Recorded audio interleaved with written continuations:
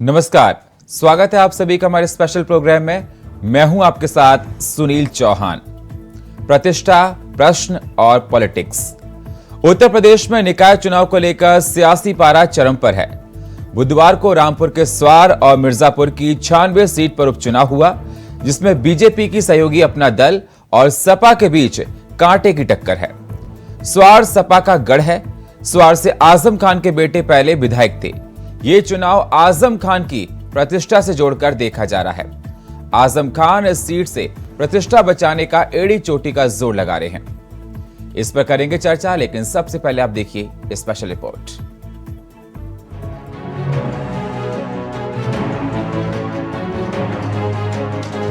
UP शहरी सरकार के लिए दंगल जारी है। गुरुवार को दूसरे चरण का मतदान होना है, लेकिन इस बीच समाजवादी पार्टी के वरिष्ठ नेता आजम खान की प्रतिष्ठा भी दांव पर है। दरअसल बुधवार को रामपुर के स्वार और मिर्जापुर के 96 सीट पर उपचुनाव हुआ। इस सीट पर इस बार सीधा मुकाबला बीजेपी और सपा के बीच में है। स्वार सीट पर अपना दल एस ने शफीक अहमद अंसारी को अपना प्रत्याशी बनाया है, जिसको बीजेपी भी अपना समर्थन दे रही है। तो वहीं दूसरी तरफ स्वार में सपा ने हिंदू प्रत्याशी अनुराधा चौहान को अपना उम्मीदवार बनाया है, जिसके समर्थन में आजम खान ने जोर शोर से प्रचार कर रहे हैं और जनता से वोट की अपील कर रहे हैं। तो तुम्हारे लिए आए, तुमसे मांगने आए। और बताओ, मांगने वाला क्या रहता है? खुले पे हाथ। खुले हाथ किसके लिए बिगाड़ी? हमारी हैसियत क्या है? भीख मांगने वाले की है, उससे ज्यादा क्या है? भिखारी ही तो है। कोई हाथ में वोट रख देता है, कोई नोट रख देता है, कोई थूक देता है, कोई अंगारा रख देता है। अगर उस सबको समेट कर हम तुम्हारे बच्चों के लिए कलम खरीद के लाते हैं, चाकू भी खरीदते हैं। वहीं दूसरी तरफ मिर्जापुर की 96 सीट की बात करें तो इस सीट पर बीजेपी ने दिवंगत विधायक राहुल कौल की पत्नी रिंकू कौल को मैदान में उतारा है, जिसके सामने सपा ने कीर्ति कौल को अपना उम्मीदवार बनाया है। बताते चले ये सीट राहुल कौल के निधन के बाद खाली हुई थी। हालांकि इस उपचुनाव बसपा और कांग्रेस ने दूरी बनाए रखी है, जिस कारण इस बार उपचुनाव में सीधा मुकाबला सपा और बीजेपी के बीच में है। इस उपचुनाव में आजम खान की प्रतिष्ठा दांव पर है, क्योंकि रामपुर में कभी आजम खान के नाम का सिक्का चलता था, लेकिन पिछले साल कोर्ट में भड़काऊ भाषण के मामले में सजा मिलने के बाद उनकी सदस्यता चली गई थी, जिसके बाद रामपुर लोकसभा उपचुनाव और फिर रामपुर सदर विधानसभा उपचुनाव में उनको सीटें गंवानी पड़ी थी, जिस कारण रामपुर की 5 विधानसभा सीटों में से 3 सीटें बीजेपी के पास चली गई थी और सपा के पास एक स्वार सीट ही बचा है, जिस पर अब्दुल्ला आजम 2017 और 2022 में जीते थे, लेकिन कोर्ट से सजा होने के बाद उनकी भी सदस्यता चली गई। ऐसे में स्वार सीट पर मुकाबला है और आजम इसकी बचाने के लिए एड़ी चोटी का जोर लगा रहे हैं। ऐसे में अगर सपा प्रत्याशी हारती हैं, तो सपा के हाथ से ये सीट तो जाएगी, वहीं दूसरी तरफ आजम खान की प्रतिष्ठा भी चली जाएगी। Bureau report, India voice.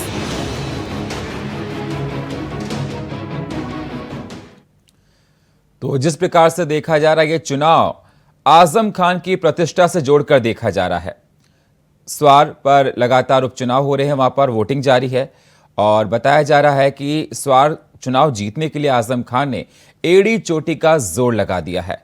ये उनकी प्रतिष्ठा को बचाने के लिए सवाल बन गया है। साथ ही साथ ये देखा जा रहा है कि ये चुनाव क्या आने वाले भविष्य में राजनीति को डिसाइड करेगा। अगर आजम खान जीत जाते हैं, या बीजेपी के लिए भी एक बड़ा सवाल है, चाहे बीजेपी हो चाहे सपा हो, ये चुनाव जीतने के लिए दोनों पार्टी ने एड़ी चोटी का जोर लगा रखा है।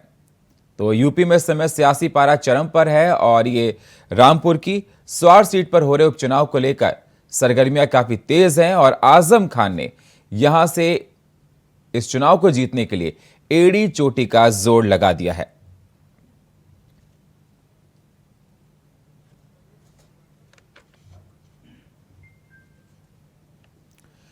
तो चर्चा करने के लिए हमारे साथ शलन श्रीवास्तव वरिष्ठ पत्रकार लाइव हमारे साथ जुड़ चुके हैं। शलन जी, जिस प्रकार से देखा जाए उपचुनाव बहुत ही प्रतिष्ठा की लड़ाई देखी जा रही है। आजम खान के गढ़ में अगर से कहा जाए तो फिर से प्रतिष्ठा देखी जा रही है और आजम खान ने इस चुनाव को जीतने के लिए एड़ी चोटी का जोर लगा दिया है। लोगों से अपील कर रहे हैं कि आप लोग मतदान कीजिए। शलन जी, चुनाव जो होता है वो तो जो भी राजनीतिक दल के लोग हैं उनकी एक तरह से परीक्षा होती है। उनकी कितने मतलब उनकी क्षमता कितनी है, कितना उनमें लोगों का भरोसा है, कितना वो लोगों को जिताने या हराने की मादा रखते हैं, इन सब की परीक्षा होती है। और जो इस परीक्षा से डरता नहीं बल्कि आगे बढ़कर के उसमें मजबूती से फाइट करता है, वो चाहे जीते या हारे नजर में वही रहता है और वही अगला विजेता बनता है। तो ये जो स्वार विधानसभा क्षेत्र से जो हो रहा है अभी उपचुनाव, ये तो आजम खान की एक तरह से सीट थी, उनके लड़के की अब्दुल्ला आजम की, और रामपुर को पहचान भी इस आधार पे पिछले राजनीतिक रूप से आजम खान के नाम पर ही है। ऐसे में अभी अब्दुल्ला आजम ने इस्तीफा मतलब उनका सदस्यता खत्म हुई तो अब वो सीट वो निश्चित रूप से चाहेंगे कि उन्हीं के समर्थक या उनके पार्टी में ही वो बनी रहे, ताकि वो जब चाहे तो वो सीट खाली करा सकें और फिर से अपने परिवार को उस पर काबिज कर सकें। और यदि वो नहीं कर पाते हैं तो उनके पतन की असली शुरुआत हो, क्योंकि आजम खान को कोई ऐसा नुकसान अभी तक हुआ नहीं है सिवाय उनके आर्थिक या मानसिक के, लेकिन जो राजनीतिक क्षति है उनकी वो यहीं पर शुरू हो जाएगी यदि वो चुनाव हार जा रहे हैं तो इसलिए उनकी कोशिश होगी, ऊपरी तौर पर उन्होंने शो किया है कि मैं चुनाव नहीं लड़ रहा हूँ, मेरे परिवार का कोई नहीं लड़ रहा है। वो शायद भारतीय जनता पार्टी के सत्तारूढ़ दल के कहर से बचने के लिए उन्होंने ऐसा कर दिया है कि शायद इसी बहाने उनका इनके ऊपर जो कहर चल रहा है, जो उनके ऊपर आक्रमण है, वो शायद कम हो जाए, ये सोच करके कि चलो भाई चुनाव में नहीं आ रहे हैं, सीधे अपने परिवार को नहीं ला रहे हैं। तो एक होता है कि समय को आदमी गुजरने देता है, तो टाइम पास के लिहाज से किए हुए हैं, लेकिन निश्चित रूप से अंदर तौर पर उनका यही है कि उनका प्रत्याशी जीते, लेकिन वो इसको प्रतिष्ठा का प्रश्न नहीं बनाएंगे। आप देख लीजिएगा, तो वो यही शो करेंगे भाई हमारे परिवार को तो कोई लड़ नहीं रहा था, जनता को देखना चाहिए। वो बुझे हुए तीर, जहर बुझी तीर जैसे कर सकते हैं, वो उस तरह से बात करेंगे, कटाक्ष करके बोलेंगे, इमोशनल कार्ड खेलेंगे। डायरेक्ट कोई बहुत ज्यादा आक्रामक उस तरह का आरोप नहीं लगाएंगे वो, क्योंकि वो काफी दिनों से झेलते आ रहे हैं, उनका परिवार सफर कर रहा है। और ये बात उनको समझ में आ गई है जी कि इसी जुबान से हम दोस्त बनाते हैं और इसी जुबान से दुश्मन। विरोधी तो और भी बहुत से हैं, इतना ज्यादा विरोध उन्हीं के खिलाफ क्यों?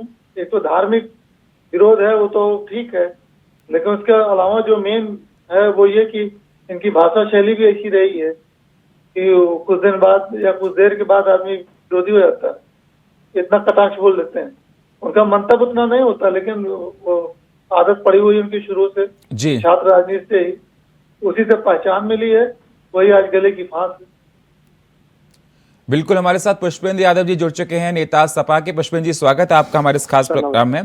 पुष्पेंद्र जी, मैं आपसे जानना चाहता हूं कि रामपुर का जो चुनाव है प्रतिष्ठा का सवाल बन गया है।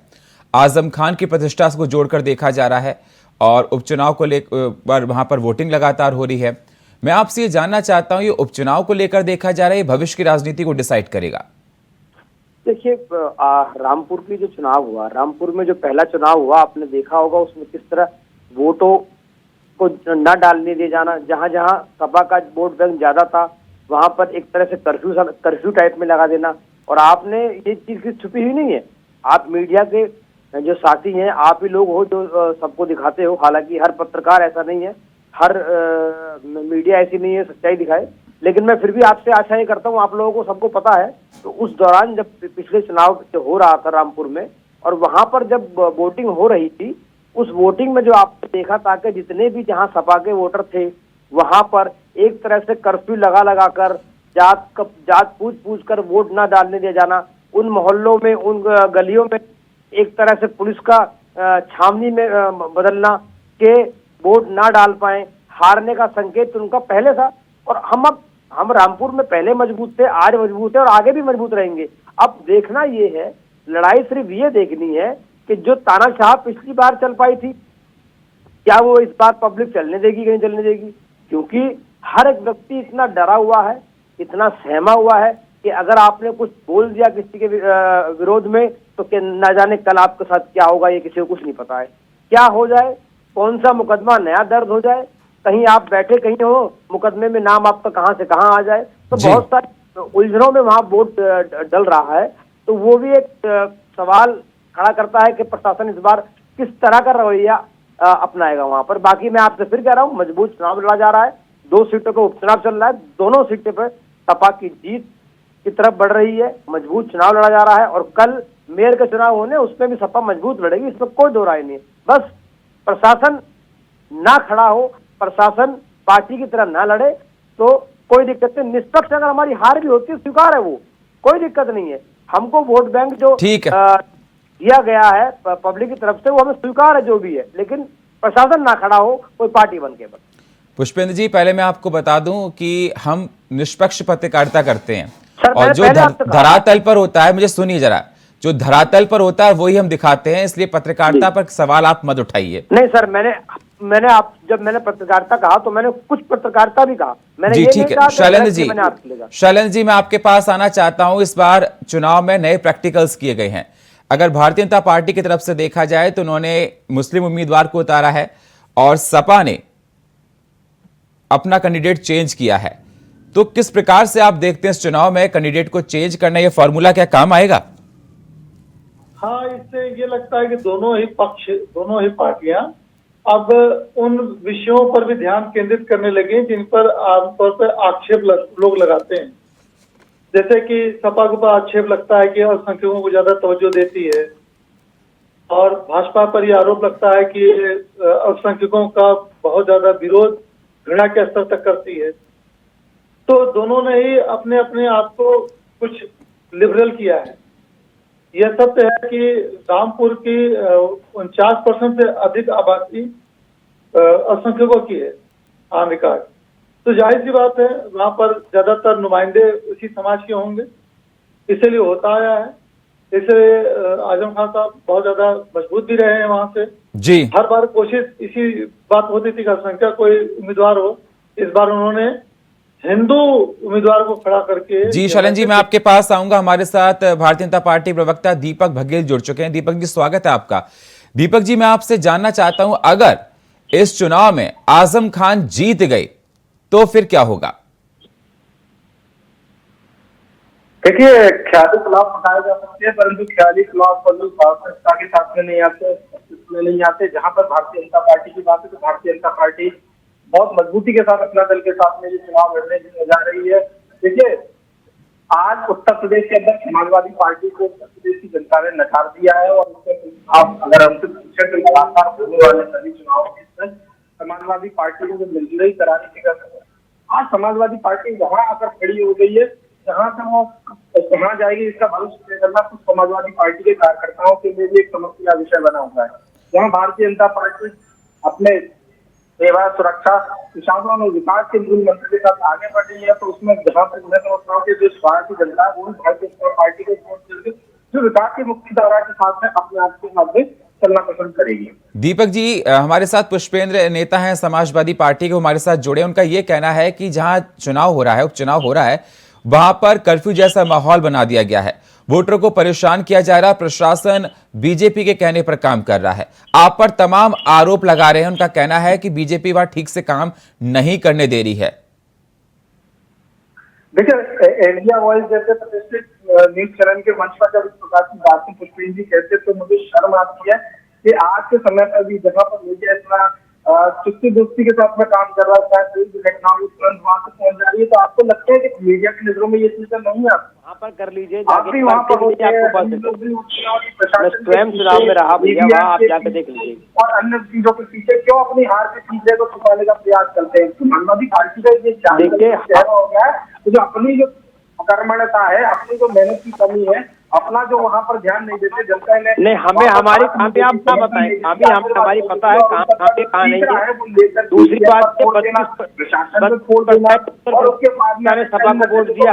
तो आप पार्टी के बारे में बात कर रहे हैं, उसका जनाधार भी आप देखिएगा। भले ही आप सरकार पे बैठे हैं, भले ही हमको 100 सवाल पूछते हैं, हम उसके लिए कोई बहस नहीं कर रहे हैं, लेकिन वोट बैंक आप देखिएगा, वोट बैंक आपसे हमारा ज्यादा कम नहीं। इसी प्रकार के आरोप लगाए उसके उनके नहीं, आरोप नहीं है, वो सच्चाई है, वो सच्चाई है, उत्तर प्रदेश की सच्चाई है जो बताने का हमारा फर्ज है।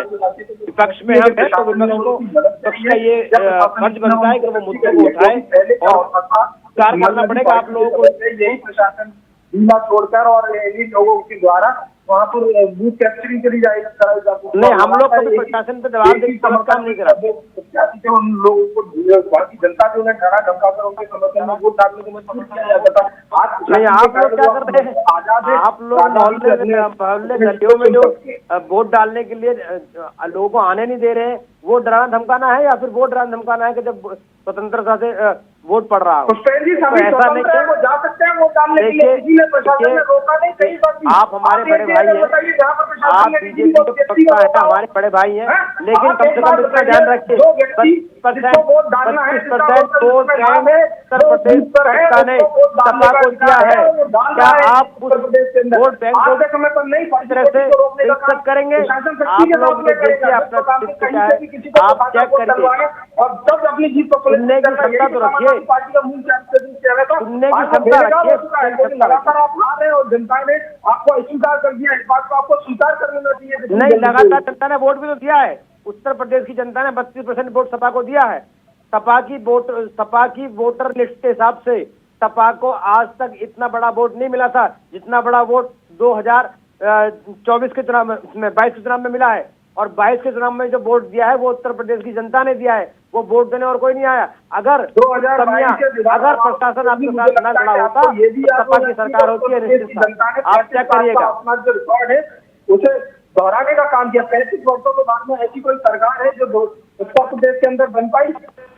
कहीं ना कहीं जनता का भरोसा भारतीय जनता पार्टी के साथ में, जनता का भरोसा भारतीय जनता पार्टी पर अगर है तो उसके साथ साथ जनता का भरोसा समाजवादी पार्टी के साथ भी है, क्योंकि 32% वोट पाने के बाद हम दूसरे नंबर की पार्टी और आप 34 से 35% वोट परसेंट अगर हिसाब लगाएंगे तो 3 से 4% वोट का फर्क है। इसको देखना पड़ेगा। आप लोग ये मत समझिए कि जनता ने सिर्फ आपको ही पसंद किया है, जनता ने दूसरे वालों को पसंद किया है, सपा को पसंद किया है, इसीलिए 32% वोट उत्तर प्रदेश की जनता ने दिया है। ठीक है, ठीक है पुष्पेंद्र जी, दीपक जी, ठीक है, ठीक है। ये जनता डिसाइड करेगी आने वाली 13 तारीख को कि जनता ने किसको पसंद किया, किसको नहीं किया। लोकतंत्र में जनता ही जनार्दन है, सर्वोच्च है और जनता ही डिसाइड करेगी। दीपक जी, आपने इस उपचुनाव में नया प्रैक्टिकल किया, आपने सीट दी मुस्लिम को और जिस प्रकार से देखा जाए, और सपा ने सीट दी हिंदू को, तो क्या आपको लगता है ये आपका नया प्रैक्टिकल है सीट देने का, या आगे कारगर होगा या साबित होगा? दीपक जी देखिए, भारतीय जनता पार्टी अपने वहाँ पर अपने बदल प्रत्याशी के साथ में लड़ रही है, तो ये गठबंधन धर्म के साथ में भारतीय जनता पार्टी आगे बढ़ रही है और अपनी गठबंधन के अंदर जो हमारा गठबंधन तय करता है और हम उसी प्रत्याशी के साथ में आगे जाते हैं। अगर गठबंधन ने तय किया कि हम शफीक अहमद अंसारी के साथ में हो जाए तो हम निश्चित तौर पर उनके साथ में आगे बढ़ेंगे और वो हमारे प्रत्याशी हैं। और देखिए, निश्चित तौर पर भारतीय जनता पार्टी को वहाँ पर जनता अपना आशीर्वाद देगी और जो भारतीय जनता पार्टी गठबंधन के जो प्रत्याशी है उनको भारी बहुमत से वहाँ विजय दिलाने का जनता काम करेगी। दीपक जी, ठीक है, मानते हैं आपका। तो क्या आगे चलकर लोकसभा चुनाव में टिकट देने का तरीका यही रहेगा आपका? देखिए, लगातार भारतीय जनता पार्टी अपने गठबंधन के साथ में निभा रही है। अब यहाँ पर गठबंधन तय करता है कि उनको किसको टिकट देंगे, किसको नहीं। भारतीय जनता पार्टी उनके सहयोग के लिए सदैव खड़ी रहती है और यही गठबंधन का धर्म होता है। एक गठबंधन का धर्म इस प्रकार का नहीं होता कि दो गठबंधन वाले आपस में लोग लड़े, कुछ लोग हमें सीटें दो, हमें सीटें दो, पता पड़ा कि दोनों ने अपने प्रत्याशी उतार दी, जैसे आपने समाजवादी पार्टी और राष्ट्रीय लोकदल के अंदर देखा। भारतीय जनता पार्टी के गठबंधनों के साथ ऐसी समस्या नहीं है। यहाँ पर पहले से तय होता है, जो चीज गठबंधन को तय करनी है वो गठबंधन तय करेगा और जो चीज भारतीय जनता पार्टी को तय करनी है वो भारतीय जनता पार्टी करेगी। और उसके बाद समान रूप से समान भाव के साथ में जनता के बीच में जाएंगे और जो जनता तय करेगी तो जनता का आशीर्वाद मांगेंगे और जनता निश्चित तौर पर भारतीय जनता पार्टी को अपना स्नेह और आशीर्वाद देगी। पुष्पेंद्र जी, जनता भारतीय जनता पार्टी के साथ है, दीपक जी का कहना है, और आने वाले चुनाव में भारतीय जनता पार्टी की जीत होगी, तो आजम खान की प्रतिष्ठा फिर तो धराशायी हो जाएगी। देखिए ऐसा है, प्रतिष्ठा पब्लिक बनाती है, प्रतिष्ठा पब्लिक बिगाड़ती है। प्रतिष्ठा को बिगाड़ने के लिए सच्चाई होनी चाहिए, प्रतिष्ठा को बिगाड़ने के लिए आपके तस्वों में वो पैनी धार होनी चाहिए। आप एक बात बताइए, रामपुर में आप कितनी बार हारे और कितनी बार जीते हैं, वो आकलन आप कर लीजिए। किस तरह आप जीते हैं उस आकलन को आप कर लीजिए। दूसरी बात ये है, अब चुनाव है, 24 में फिर चुनाव है, 27 में चुनाव है। दीपक जी का कहना है कि जनता ने आपको नकार दिया है, आपको पसंद नहीं करती है जनता। सर अगर हमको जनता पसंद नहीं करती तो इतना वोट बैंक हमको नहीं मिलता। मैं वही दीपक जी को समझाना चाह रहा हूँ कि दीपक जी ऐसा नहीं है, हम फिर आपको बधाई देते हैं, ठीक है आपकी सरकार 22 में है, हमको उसको स्वीकार करते हैं, लेकिन ये कहना कि समाजवादी पार्टी को उत्तर प्रदेश की जनता से जो है पसंद नहीं करती है, ये बिल्कुल निराधार है, इसमें कोई सच्चाई नहीं है। अगर जनता पसंद नहीं करती तो हम लोग आज इतनी मजबूत विपक्ष की स्थिति में है। और आपने जब देखा भी होगा, जब हमारी सीटें कम आई थी तो कम से कम 100 सीटें ऐसी थी जिसमें 2000 से लेकर और 4000, 5000, 6000 तक वोटों का सिर्फ डिफरेंस था। तो मैं आपको बार बार समझने की कोशिश कर रहा हूँ कि जो 2000, 4000, 6000 जो वोटों का डिफरेंस था, वो डिफरेंस वो था जो जबरदस्ती कराया गया था। वो डिफरेंस वो था जिसकी हमको पीड़ा थी, जो हमने बताया था दीपक जी पहले ही बताया गया। 2022 में हम कई जगह डिबेट में बैठे, तभी कितने आरोप आपके ऊपर? दरअसल तो भारतीय जनता पार्टी है, उसके गठबंधन के साथ में वहाँ पर उनका विरोध भी नहीं कर सकती या उनके साथ में अपना लड़ भी नहीं पा रही है। और ये कह रहे हैं कि ये 4000, 5000 देखिए मेरठ का महापौर का चुनाव है, उसमें आपको पता चल जाएगा चल रही है, तो इनको वहाँ पर जाना चाहिए। तो निश्चित ये भूल गए कि नहीं सर, मैं खुद घूम के आया हूँ, आप ये चिंता ना करें। और 2024 का चुनाव भी आ रहा है, उसमें भी आपको कुछ पता चलेगा क्या है क्या नहीं है। जो 14 के लोकसभा के बाद तो उत्तर प्रदेश के अंदर 17 का विधानसभा चुनाव हुआ, उसके बाद से वोट बैंक की राजनीति और जो फैलाव की राजनीति उत्तर प्रदेश के अंदर हुआ करती थी, उसको यहाँ की जनता ने वोट देकर उसको ध्वस्त करने का काम किया है। आपने देखा होगा आजमगढ़ से लेकर रामपुर से लेकर ये जो लगातार भारतीय जनता पार्टी ने ऐसे जो समाजवादी पार्टी के घर से उनको ध्वस्त करने का काम किया जनता के आशीर्वाद से। और आप देखिए यहाँ पर भी आप देखेंगे कि मिर्जापुर की 96 सीट पर और यहाँ पर में भी आप देखेंगे। ठीक है दीपक जी, ठीक है। शलन जी, फाइनल कमेंट में आपका लेना चाहूंगा, ये चुनाव में जीत चाहे भारतीय जनता पार्टी को या कांग्रेस की या समाजवादी पार्टी की हो, तो क्या ये भविष्य की राजनीति को डिसाइड करेगा, क्योंकि आने वाले टाइम में वहां लोकसभा चुनाव भी हैं? जी हाँ, एक तो ये शुभ संकेत है कि दोनों ही पक्षों ने दूसरे पक्ष को वो प्रत्याशी बनाया है। यही तो सवाल मैंने आपसे पूछा था स्टार्टिंग में। यस, एक तो सद्भाव बढ़ाएगा और दूसरा इसी बहाने जो आजमाइश हो जा रही है, हर कोई अपने अपने कार्यकर्ताओं को मार्च करके तो रेडी कर दे रहा है, अपनी अपनी तैयारी कैसी है उसकी जांच भी कर ले रहा है कि हम किस तरीके से लोकसभा चुनाव को फेस करेंगे। तो ये निश्चित रूप से बहुत ही रोचक है, अच्छा है। पुष्पेंद्र जी, फाइनल कमेंट आपका? फाइनल कमेंट हमारा ये है कि हम इस चुनाव में बहुत मजबूती लड़ रहे हैं और महापौर वाले चुनाव में भी मजबूत लड़ रहे हैं। उसका निर्णय जब 13 तारीख को आएगा तो समाजवादी पार्टी के खेमे में खुशी की लहर होगी और बीजेपी को आईना दिखाई देने का काम इस बार जनता करेगी। दीपक जी, जनता आपको आईना दिखाएगी चुनाव में? देखिए, भारतीय जनता पार्टी हर चुनाव को मजबूती के साथ में लड़ती है, चाहे वो गठबंधन के साथ में हो, चाहे भारतीय जनता पार्टी चुनाव लड़े तो वो बहुत मजबूती के साथ चुनाव लड़ रही है। हम लोग सोचे पर नहीं लड़ते, हम लोग जमीन पर चुनाव लड़ते जाते हैं। इसलिए भारतीय जनता पार्टी के साथ में जनता का सीधा जुड़ाव और भारतीय जनता पार्टी की जनता का प्यार इसमें और आशीर्वाद देने जा रही है और ख्याल। शुक्रिया आप सभी मेहमानों का हमारे साथ जुड़ने के लिए चर्चा में। शलन जी आपका, पुष्पेंद्र जी आपका और दीपक जी आपका। तो जीत किसकी होती है उपचुनाव में, ये तो 13 तारीख को ही पता पड़ेगा जब नतीजे आएंगे, लेकिन आने वाले लोकसभा चुनाव में ये बहुत कुछ डिसाइड करेंगे। पार्टियों को टिकट देने का तरीका, जिस प्रकार से देखा जाए बीजेपी ने मुस्लिम को टिकट दिया और समाजवादी पार्टी ने हिंदू को टिकट दिया, यह भी एक नया फॉर्मूला है इस बार। और साथ ही साथ अगर देखा जाए तो रामपुर जो कहा जाता है कि समाजवादी पार्टी का गढ़ है, आजम खान की प्रतिष्ठा दांव पर लगी है। अब ये देखना होगा जनता ने प्रतिष्ठा को बनाए रखा है या जनता ने प्रतिष्ठा को फेल किया है। ये 13 तारीख को ही पता पड़ पाएगा। और फिलहाल हमारे इस खास प्रोग्राम में इतना ही। बाकी खबरों के लिए आप बने रहिए इंडिया वॉइस के साथ। तब तक के लिए नमस्कार।